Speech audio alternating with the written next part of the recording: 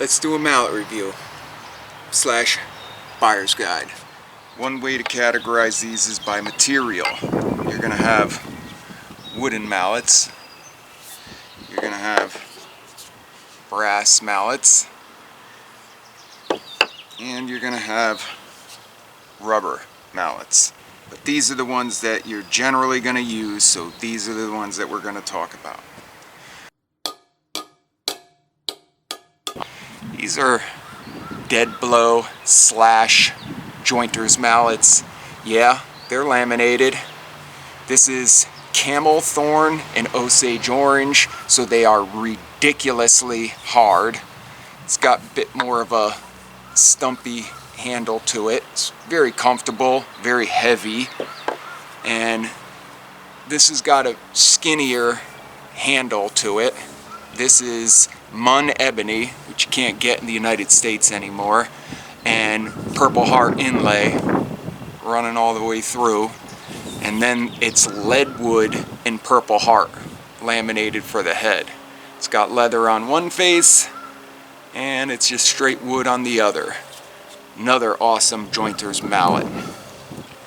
These are a bit bulky, you know, if you're doing fine joinery. So if you're doing anything bigger and banging material together, building benches and stuff like that, maybe light timber frame, and though I haven't used them for it, but they got enough weight and you could generate a really good blow with it.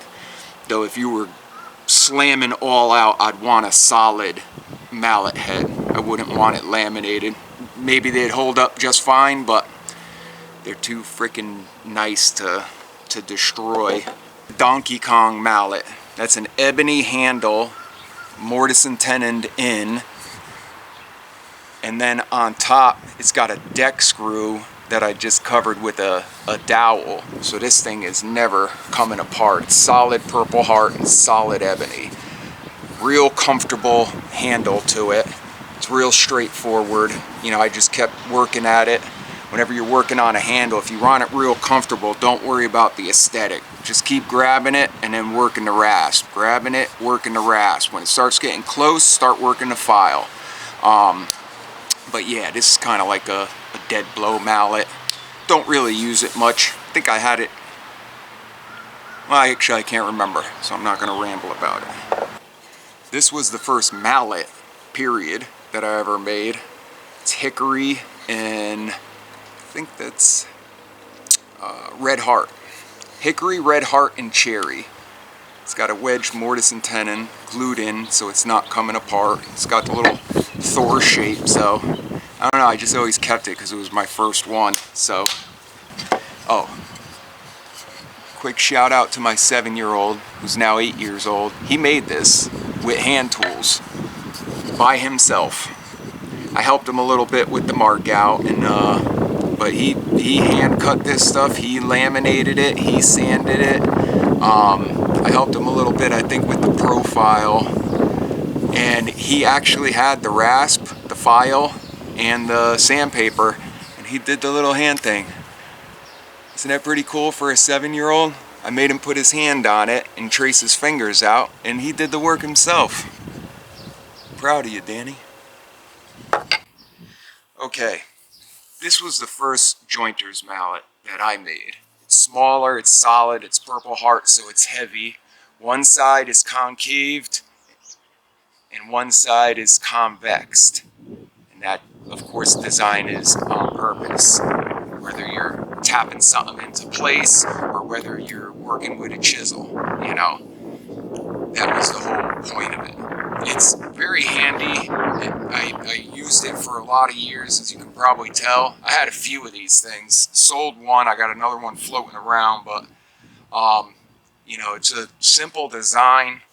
Feel free to copy it, you know. It's comfortable, you know. It's a really good mallet, and honestly I probably wouldn't have went anywhere outside of it, but having a little bit of extra weight for, you know, hand cutting dovetails and stuff like that, that's where I kind of started leaning towards using the brass, but it's very useful. This one's out here for one reason. You say, Chris, with all those mallets, why do you got that super crappy looking one? It's 2 pounds of brass and a hickory handle, and it costs like $6 or $7. So I don't bother using it for anything. The whole point of getting it was at some point I'm going to separate it and I'll make my own mallet or two with the brass head, since it's 2 pounds, and I still have the nice hickory handle, and you can't beat that for $7. And on to the 2 mallets that I probably use the most now. This is a newer mallet. A guy by the name of Katz Moses came up with this design. Really cool mallet. The heads are actually interchangeable. You got these plastic bits that come with it. Feels like a high impact hard plastic, though I don't know the chemical composition of it, but he's a pretty smart guy, so I'd imagine that they're built to last. I haven't found a use for the plastic parts yet to it, and I like the mallet. I really like it. I got no complaints about it, and like Bridge City tools, as far as I'm concerned, it's a work of art. It's well machined, looks very nice. It's got very slight concaves, so it does work good with a chisel. What I found is I started running it through the paces. This works great. I did like using it, and what I found it exceptional at is we just built a dining room table, and there were 32 dowels that I had to put into the base, and this was made real short work out of it. Just took a little, it's like a 1x2 piece of scrap wood. I'd get 2 of them at the same time with it. It's heavy enough and small enough where I could get into tight spots. It was a farmhouse style table, but you know, done like fine woodworking, not just like some bench looking one.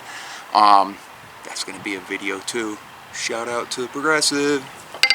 But yeah, it worked really great for that. So, but from using this style of jointer's mallet for so long now, it's just the way it works in my hand for fine joinery. I still prefer just a straight jointer's mallet with it's like a 1 pound or 1 1/4 pound head to it. It's just real comfortable, and the way your hands interact with files and saws, for people that are more new to it, or files and chisels, you're not beating a saw with it.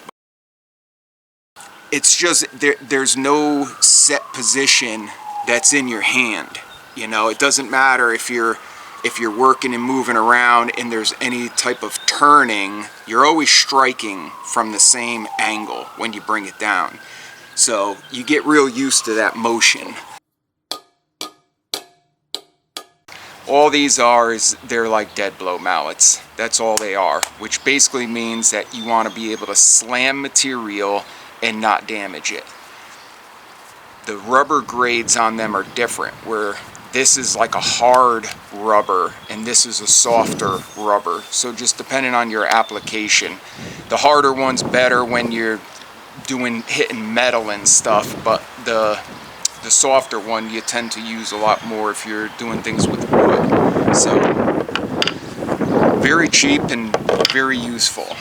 This funky looking one that seems like it's part mini sledge, part rubber, is a flooring mallet. Now, even though that's what this specializes in, you actually will find yourself reaching for it a lot. It's the go-to for flooring. The way that little, it's flat, but it's on a bit of an angle, and that's if you're misfiring a staple or a nail, you can tap it in, but you can actually generate a ton of force, you know, if you're trying to bang something together and you don't want to mar it. This is probably the best one because it's got so much added weight to it. And the other thing that you're probably noticing is just the difference in color. Yes, that actually makes a difference. They do make flooring mallets with black mallet heads, don't buy them. They mar the floor and they'll leave black streaks. The white ones don't leave any marring. So that's as far as usability, as far as spending your money, if you're in the woodworking game, you know, you should try making some of your own. You know, if you don't have a way to turn the material, you know, there's always this type style, and you could style the shape any way you want. But you know, it's just a go-to to hone your skills. You know, practice. You could always bring them to a flea market and sell them. But yeah, they're very useful, though, if you're hand cutting joinery, fine joinery, you know, mortise and tenon, if you're doing any type of Eastern joinery or dovetail, stuff like that, you know, you're gonna want something like this. They're small, they're heavy, and they're comfortable, and you won't look back, I'm telling you. The extra weight makes the job easier, and you know, it's just less effort. This is relatively inexpensive, and even if you don't do flooring, I promise you, you'll be reaching for it. It's like a sledgehammer with a rubber head. It's just very useful. I hope this stuff was useful for you guys out there, and if you guys have any questions, leave it in the comments. I'll be reading them, and I'll fill you in on anything that I might have missed just now. So, Progressive Ideas out. Like and subscribe.